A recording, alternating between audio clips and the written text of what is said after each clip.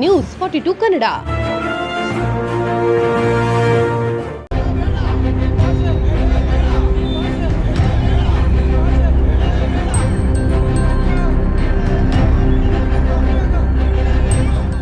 ಕರ್ನಾಟಕದಲ್ಲಿ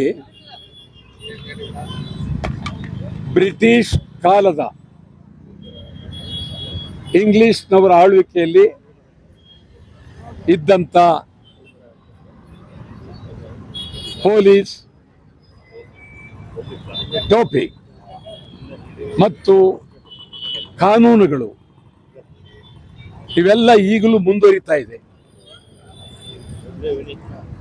ಇಂಗ್ಲಿಷ್ನವರು ಹೋಗಿ ಈ ದೇಶಕ್ಕೆ ಸ್ವಾತಂತ್ರ್ಯ ಬಂದು 75 ವರ್ಷ ಕಳೆದ್ರು ಬಹಳ ಗಂಭೀರವಾಗಿ ಚಿಂತನೆ ಮಾಡಿಲ್ಲ. ಕಾನೂನು ಅದೇ ಕಾನೂನನ್ನ ಇಟ್ಟಿದ್ದಾರೆ, ಬದಲಾವಣೆ ಆಗಬೇಕು. ಪೊಲೀಸ್ ಟೋಪಿ ಒಂದು ಪೊಲೀಸ್ ಟೋಪಿಯನ್ನ ಬದಲಾವಣೆ ಮಾಡೋದಕ್ಕೆ ಸರ್ಕಾರದಲ್ಲಿ ಶಕ್ತಿ ಇಲ್ಲ, ತೀರ್ಮಾನ ಇಲ್ಲ. ಇದು ಬಹಳ ಗಂಭೀರವಾಗಿ ಹೇಳ್ತೇನೆ. ಸುಮಾರು 60 ವರ್ಷದ ಹಿಂದೆ ಪೊಲೀಸರು ಚಡ್ಡಿಯಲ್ಲಿದ್ರು. ಚಡ್ಡಿ ಸಂಚಾರಿ ಪೊಲೀಸ್ನವರು ಚಡ್ಡಿ, ಈ ಪೊಲೀಸ್ನವರು ಚಡ್ಡಿಲಿದ್ರು. ನಾನಾಗ ಅಸೆಂಬ್ಲಿ ಮೆಂಬರ್, ವೀರೇಂದ್ರ ಪಾಟೀಲ್ರು ಮುಖ್ಯಮಂತ್ರಿ, ಅವ್ರಿಗೆ ಹೇಳಿ ತೀವ್ರವಾಗಿ ಬದಲಾವಣೆ ಮಾಡಿಸಿ ಆವಾಗ ಪ್ಯಾಂಟ್ ಕೊಡಿಸಿತ್ತು. ಈಗಿರೋ ಟೋಪಿ ಇದು ಹೆಲ್ಮೆಟ್ ಅಷ್ಟೇ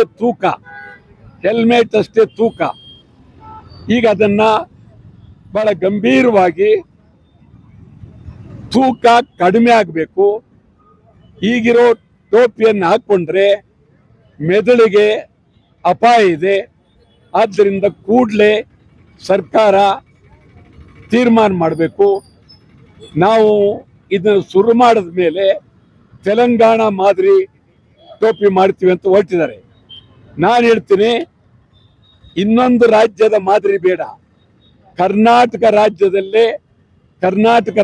ಮಾದರಿ ಟೋಪಿ, ಅದು ತೂಕ ಕಡಿಮೆಯಾಗಿ ಮಾಡ್ತಕ್ಕಂಥದ್ದು ಗಂಭೀರ ಮಾಡಬೇಕು.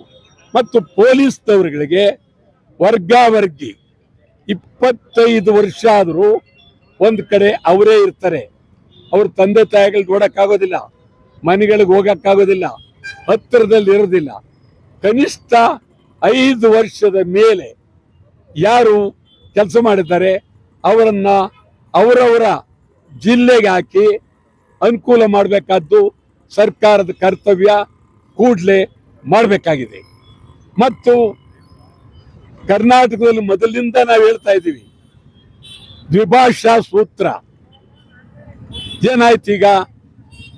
ಮಹಾರಾಷ್ಟ್ರದಲ್ಲೇ ಅವರು ಮರಾಠಿ, ಇಂಗ್ಲಿಷ್, ಹಿಂದಿಗೆ ಬರಲಿಲ್ಲ, ಪರಿಚಿತ ಮಾಡಿದ್ದಾರೆ.